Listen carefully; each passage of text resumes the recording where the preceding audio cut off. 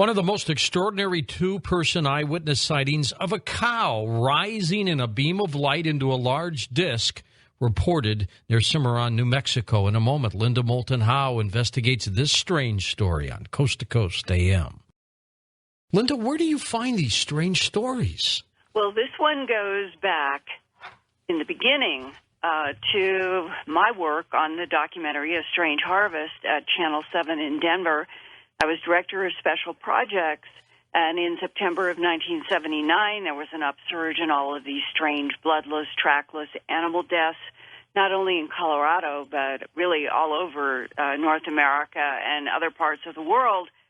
And as director of special projects at KMGH-TV, my assignment was to take a look at anything that had to do with environmental science or medical breakthroughs or problems. And I worked for 9 months, 18 hours a day without stop, trying to get to the bottom of what was causing all of these animals to be found dead with no blood and no tracks around them. And my greatest surprise back then was hearing law enforcement who told me that they knew we were dealing with, and this is their phrase, quote, creatures from outer space, unquote, because of the aerial discs, beams of light, and even non-human creatures. And they were darn serious, weren't they? They're absolutely serious. And these were people who were eyewitnesses who had encountered these beams and discs and even non-human creatures in pastures where mutilated animals were found.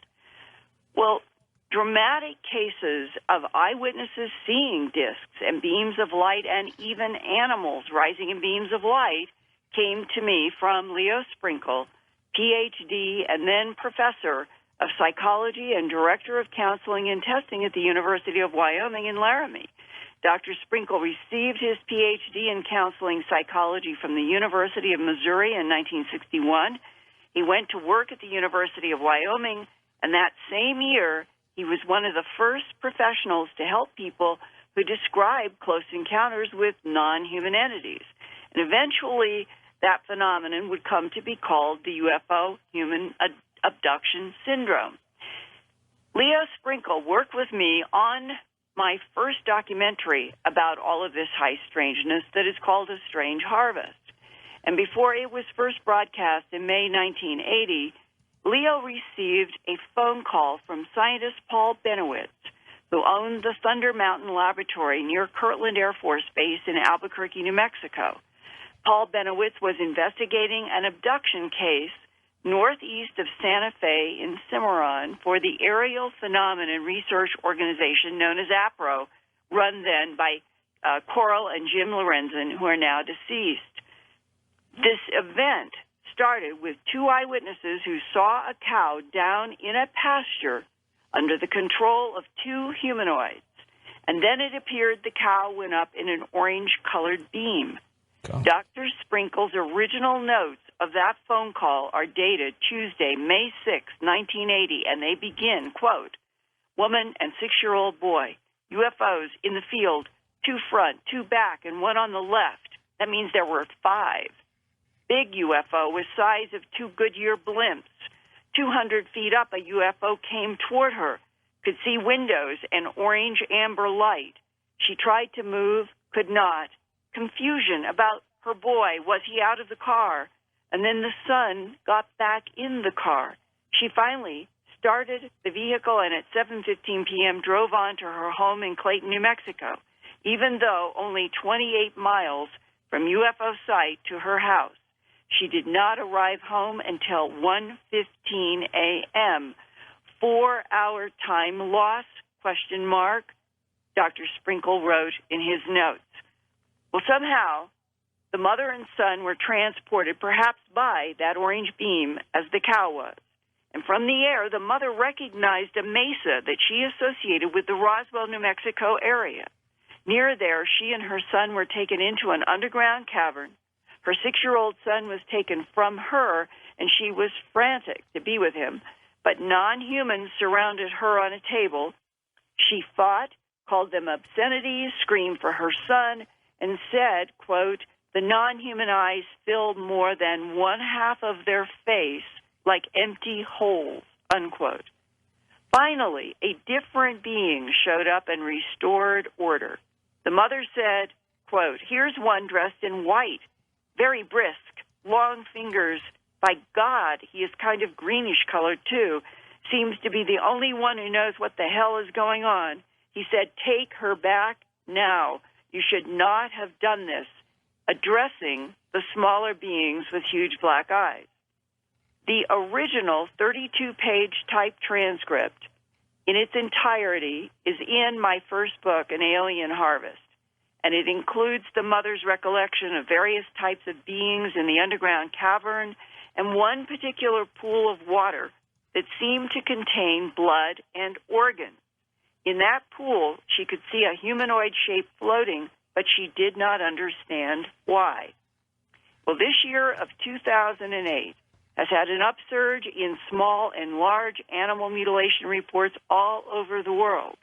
Recently, I called Dr. Sprinkle, who is now in semi-retirement, to talk with him about his current view of this non-human phenomenon and what it was like for him in May 1980 to have a 6-year-old boy with his mother describing such dramatic events. Here now is Dr. Leo Sprinkle. He was a cute little boy, mother and son, white, Caucasian, both attractive and both intelligent, both frightened at the experience of seeing a calf lifted up in the air on a beam of light into a flying saucer. The hypnosis session with the boy didn't reveal much more than what he remembered consciously. But he said, yeah, there was this cow going up into the craft, and he was talking to his mother about it. They were both seeing it. So it's a good case from the standpoint of a double witness. If I recall correctly, the mother got so enraged seeing humanoids with the cow first that she had pulled the car over to the side of the road and was yelling at them to stop hurting the cow. Yeah, she had a conscious memory, just like other people, of the flying saucer, and then the unconscious memory of being on board and then coming back and later through the hypnosis remembering what happens. She saw herself as having experienced something unusual, not only in terms of the craft, the golden light that seemed to be not only something that was alive or heavy, but carrying that young calf up. And so both of them saw the craft, both of them saw the cow, and they had that as part of their memory. But then there was more, and of course, as we went through the hypnosis with the mother, she felt like she was on board. She felt like she heard her son crying in the distance. She was so angry at the extraterrestrials. She felt like she wanted to be with her son. She painted them as curious, as efficient. She was feeling like not only was she being probed and examined, but also kept from her son, and so that was her main concern. And she sometimes painted the word pictures, which were very dramatic, but at the same time expressed very eloquently her feelings. And then they said that her son would be okay. So at the end of that first session, she felt relieved in remembering more about what had happened. Paul had talked with her. He wanted us to be enclosed in a car with tinfoil, thinking that maybe the ETs would be monitoring us during the hypnosis session. And so we put up with other strange conditions. Do I understand that the first hypnosis session was inside of a car that had tinfoil on the roof? Mm-hmm. Inside. Paul wanted it to be enclosed and to be protective of any, quote, rays. Paul was, I saw him as very bright, very knowledgeable, suspicious of ETs, suspicious of military people.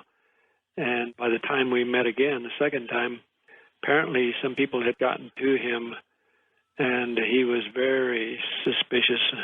I think a psychiatrist might say paranoid about what was going on around him. What did Paul Benowitz say to you was his interpretation of what had happened to the woman and her son?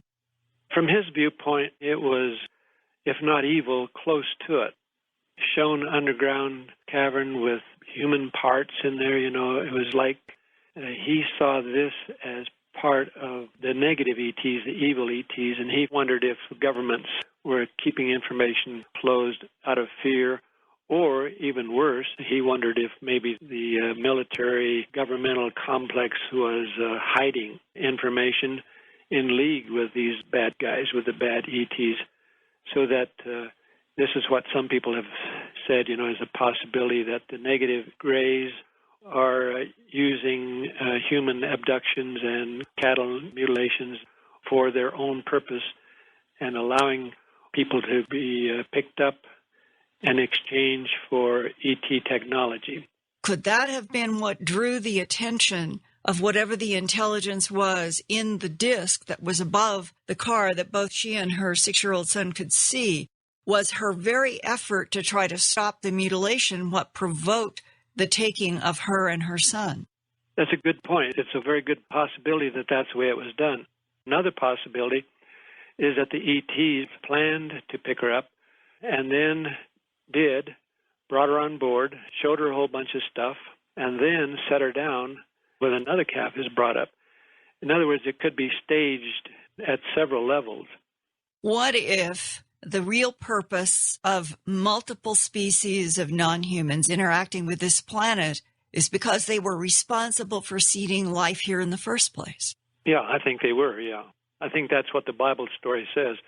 My own personal view is that it's an educational program that we are being taught or we are being shown that not only have we been seeded and developed by extraterrestrials, gods, angels, whatever you want to call them.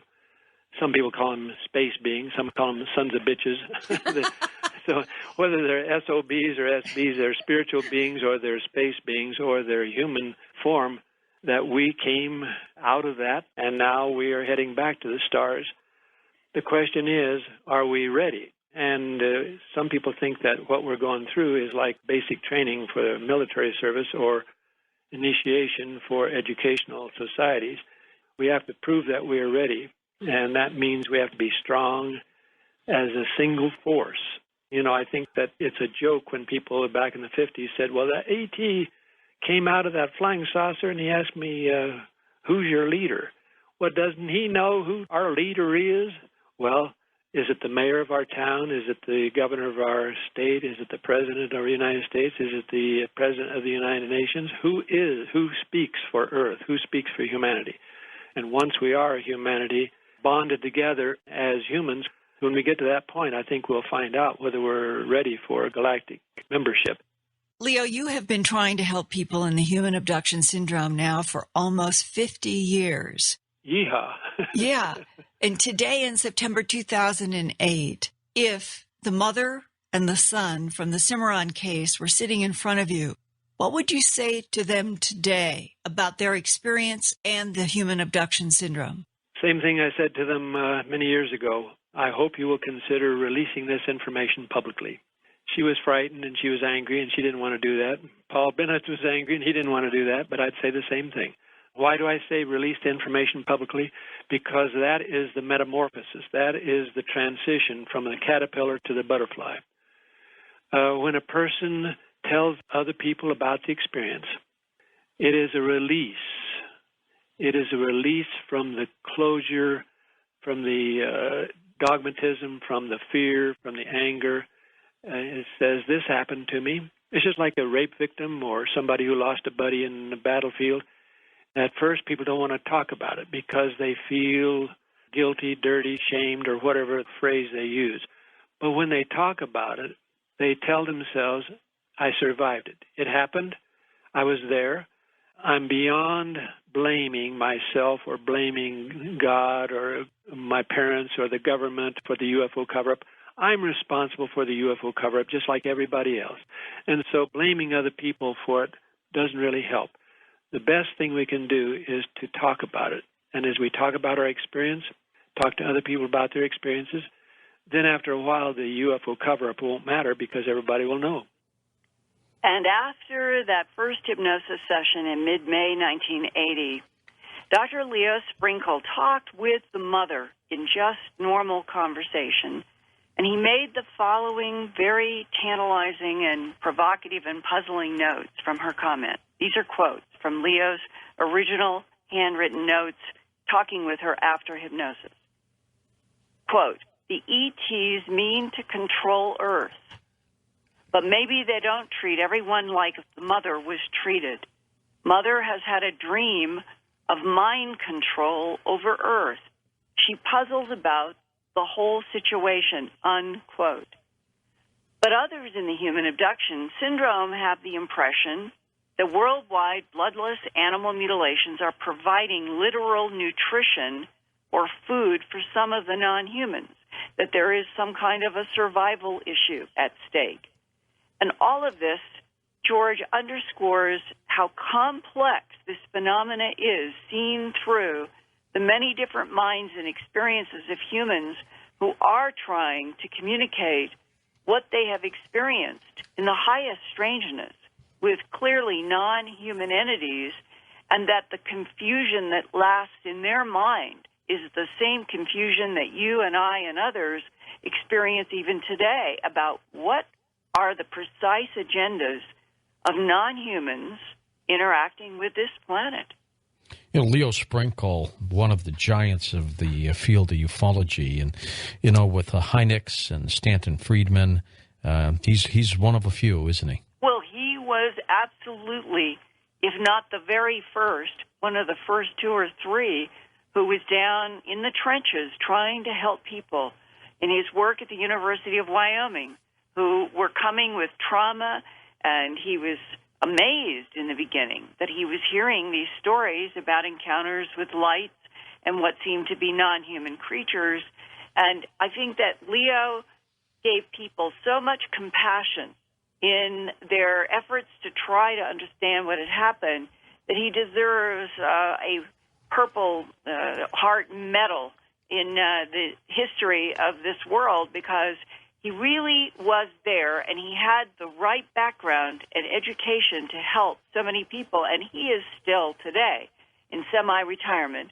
He is still helping and working with people in his office in Laramie, and he, I think, is convinced that perhaps in the next 20 or 25 years, this story that has been a huge lie, kept a lie by governments, allegedly for national security reasons, that it has to come out, if for nothing else but for the health of humans living on this planet, because people cannot be being told that what they saw, experienced, is hysteria, or it didn't happen, or it doesn't exist.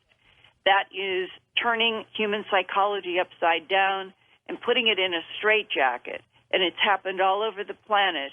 And one of the things, George, that you and I and others are doing is giving a forum for people to come forward to tell their stories with or without their names, because it helps others to come forward. And I would like to say to tonight's Coast audience that on these subjects and any other subjects of high strangeness, I would really appreciate hearing from you at my email address, earthfiles@earthfiles.com.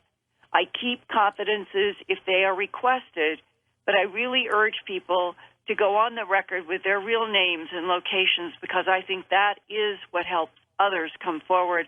And when Leo said, if everybody will report what has happened, then eventually the government cover-up won't matter, because everybody will know. And you've got some great leads from this program with people who've called you, Linda, haven't they? Yes, absolutely. And one of them is Thomas Coleman Shepard, who saw Roswell photographs, magic stamped files in Okinawa in Thanksgiving of 1975. And to this day, he feels that this is now way past time, that the governments of the world should be telling everybody the truth. In a moment, Nick Redfern joins us as we talk about incredible UFO crash stories and the Tunguska blast with Linda Moulton Howe. Well, next hour, conversations with Linda Moulton Howe. We'll open up the phone lines. But when we come right back, Linda and I will chat with Nick Redfern about crashed UFOs and the Tunguska blast. He's going to be part of the 2008 UFO Crash Retrieval Conference in Las Vegas. So come on out and see him, too. Here he is, Nick Redfern, British ufologist, a cryptozoologist. Nick Redfern has authored several books and has searched for chupacabras in Puerto Rico, lake monsters at Loch Ness, skunk apes, Bigfoot in the Deep South, and here he is on Coast to Coast. Nick, hi, you're with Linda Moulton Howe. Good to have you with us again. Hey, George. Hey, Linda. How's it going? Hi, Nick. Hi, how's it going? Hey, we're all going to be at this UFO crash retrieval conference in a few weeks. I'm looking forward to it. Correct, yeah. Yeah, and we should give out, it's November 7th to 9th, which is really only 2 weeks away. And it is going to be held at the Tuscany Suites Hotel in Las Vegas, where Ryan Wood has had this really fine conference for the last 2 or 3 years. And just a part of the lineup, George and Nick, is Jim Mars, Nick Pope, Richard Dolan, Stephen Bassett, Dr. Robert Wood, Nicholas Redfern, and I'm going to be talking about Bentwaters' 1980 telepathic lights, with some new material that is coming from one of the eyewitnesses there that some people thought was either taken up in a beam or jumped on a craft. And this sort of segues to this issue of crash retrievals, whether in the modern world or going all the way back to 1908 and that Tunguska explosion in Siberia. And, Nick, I'm really interested to know if you agree with Scott Jones from, I think, 15 years ago, where they said they had remote viewed an actual disc exploding. Yeah, I mean, the Tunguska story is a very interesting one, Linda. Obviously, this year, the reason why I guess it's in the news more than anything else, it's the 100th anniversary of the case. It was 1908 when this event occurred in Russia, where something unusual exploded above Tunguska and just devastated the area. There's a lot of photographs of trees just literally laid out like little matchsticks all across the entire location, where something caused tremendous devastation. 80 million trees over 2,150 square kilometers. Yeah, they never talked about fatalities, Nick and Linda. I assume there weren't many people, if any, up that way, huh? No, that's actually the very lucky thing about this case, George, is the fact that on the one hand, it was lucky in the sense that you're quite right. It's sort of a remote area where even, back in 1908, there weren't that many people living. And I think, on the other hand, it's kind of made problematic by the fact that the very reason that there weren't many people around has kind of left the case somewhat mysterious. Now, there have been various expeditions. There was one by the Russian Academy of Sciences about 20 years after the event occurred. And, of course, like a lot of these events, various theories have been put forward, none of which are really, satisfy every aspect of the case. Theories have been put forward, for example, like comets, meteorites, asteroids, antimatter, even a theory about secret experiments involving Nikola Tesla. One of the interesting things about this case that sort of has a bearing on, when Linda talks about the crashed UFO angle, is the testimony from some of the people who said this, whatever this thing was that was seen in the sky that caused the explosion, actually appeared to change direction. Now, that in itself, I think, is significant and is not something that, a general astronomic phenomenon actually does.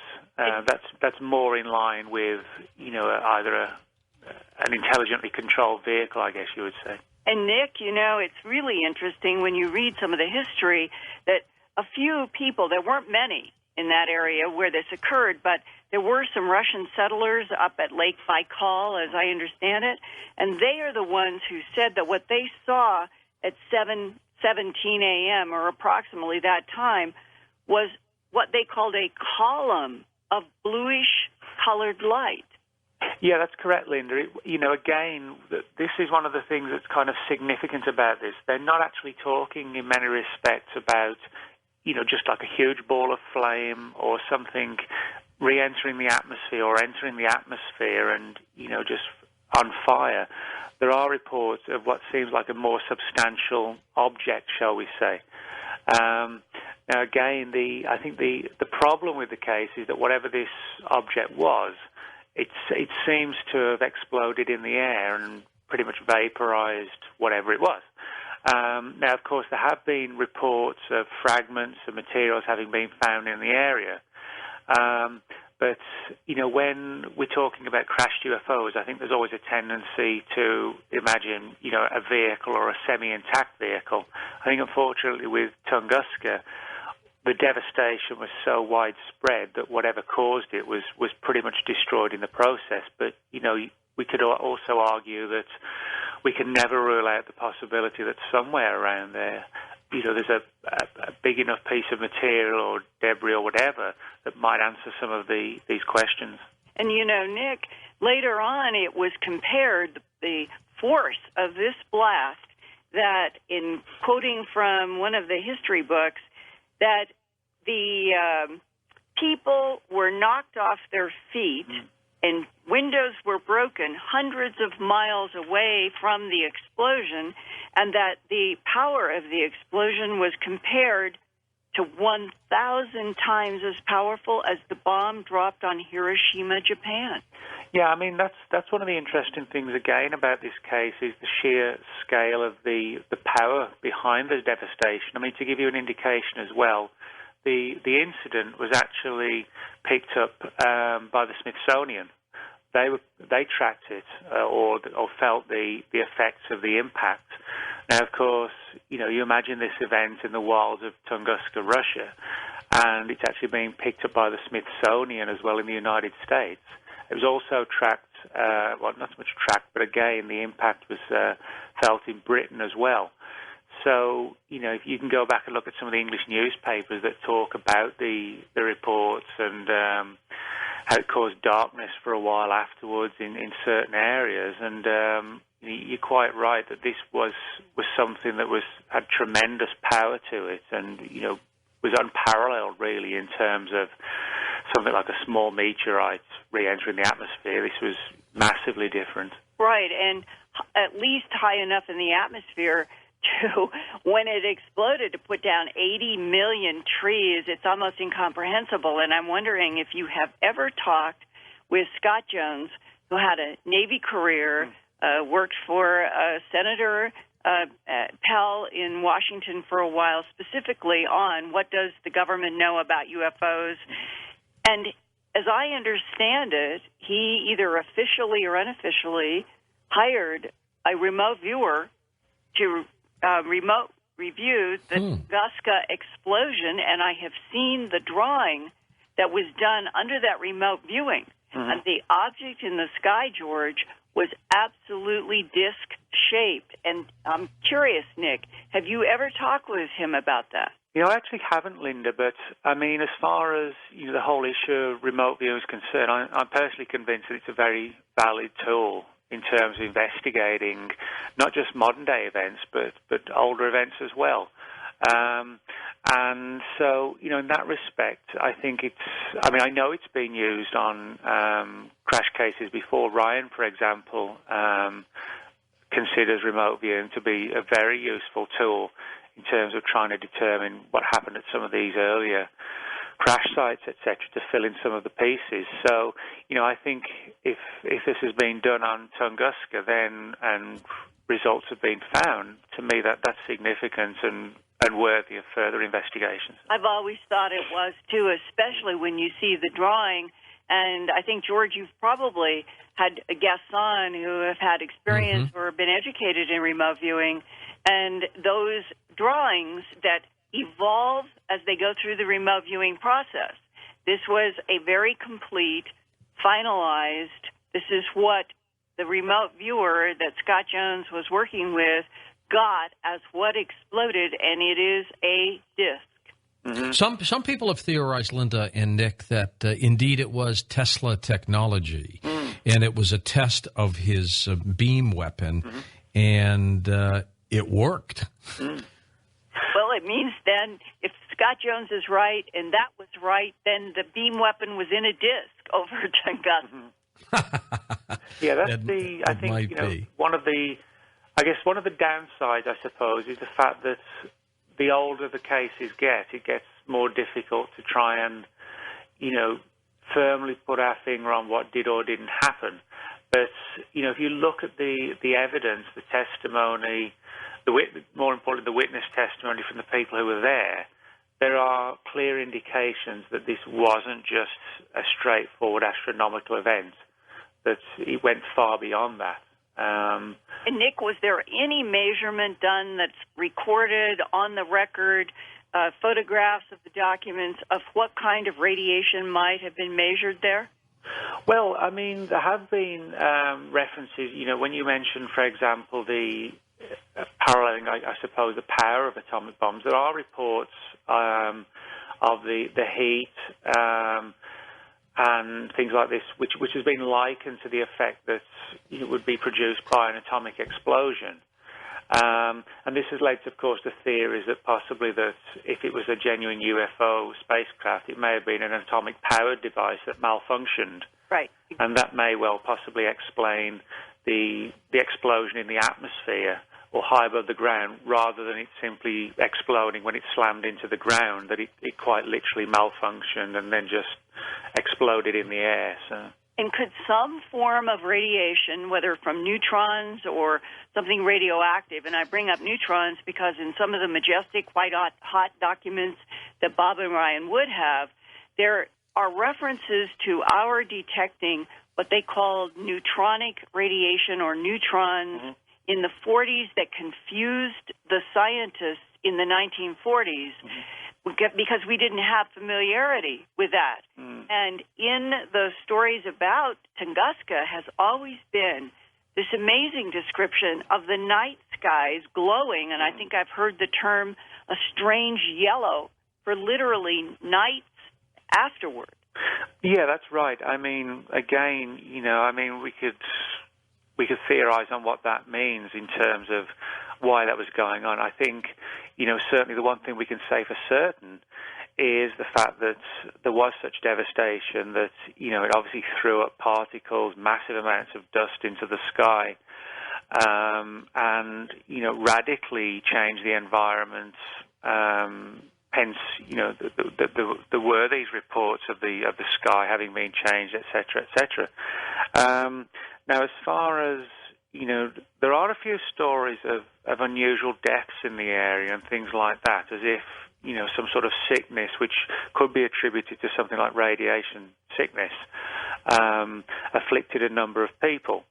So, I think, again, that's an important angle to look into, the idea that, if this was just simply a meteorite, asteroid, etc., that it wouldn't necessarily have that effect. Yes, if someone was unfortunate enough to be in the air at the time and they were affected by the impact, that would kill them, possibly. But in terms of after effects and slow deaths and that sort of thing, that again is a pointer towards something more exotic.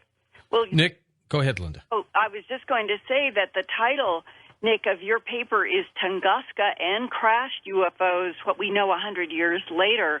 I wondered what perspective you were going to take in Las Vegas if you aren't familiar with that remote viewing that Scott Jones did. Yeah, I mean, what I'm going to be doing is presenting like a historical overview of the case and talking about the various books and published reports that lean towards or totally subscribe to the extraterrestrial theory. Tunguska has been the subject of literally countless books, even more than books have been written on Roswell, shall we say, and there's a lot on Roswell. And a substantial number have focused on the whole extraterrestrial angle. So what I'm going to be doing is speaking about those various books, the authors who've come to that conclusion, their evidence, etc., and put forth the data that's available in support of that particular theory, and why some of the more, no pun intended, down-to-earth theories sort of fall by the wayside. Right. Nick, some incredible stories coming out of Britain's UFO files, and you've, of course, have looked at the National Archive files as well. Anything like Britain that are just so astounding? I mean, the story about the pilot that says he was ordered to shoot one down, amazing stuff. Yeah, I mean, this particular story, George, has got worldwide coverage. Up until a few years ago, the British government didn't have a Freedom of Information Act. It just had something called the 30-year ruling, which, as you can guess by its name, meant that all files had to be classified for a minimum of 30 years before they could be released. Today, however, with the passing of the Freedom of Information Act, it's allowing ufologists to press the government to release more files, and hence that's what's happening now. Now, of course, like a lot of government declassification of files, many of the reports are just of straightforward lights in the sky. But, you know, for every, 40, 50 reports that fall into that category, we're getting to see some more substantial reports suggesting that the Ministry of Defence has got some very good material on record. For example, radar reports, pilot encounters, both military and civilian airline pilots, police officers. And, you know, this parallels very, very closely what we got to see years ago from people like the FBI and the CIA, that, yes, they released, some interesting reports, not, the entire body of material they've got, but certainly enough to say, wow, something weird is going on. But, yeah, I mean, in this new batch of material that's surfaced, we're getting, for example, reports of a pilot in the 1950s, as you briefly mentioned, who was ordered to fire upon a UFO, which is pretty extraordinary. Not just the fact that the report exists, but the implications of just firing on what could have been an extraterrestrial spacecraft over the British Isles. And Nick, yeah? This fits in precisely to what I started reporting about 4 years ago, based on the New Mexico Representative Andy Kistner having information from a Naval Research Lab source and others at White Sands when he was an officer in the government in New Mexico about the standing orders to shoot down discs that were interfering with our efforts to do missile launches from White Sands at the end of the 40s through the 50s. And Len Stringfield told me before he died that he knew for a fact that we had lost 2,000 pilots and planes trying to carry out orders to bring down the disc technology, and finally we canceled it because we were losing too many people. Thank you so much, Nick. We'll see you in a couple weeks. Linda, you stick around for Conversations with Linda Moulton Howe when we come back.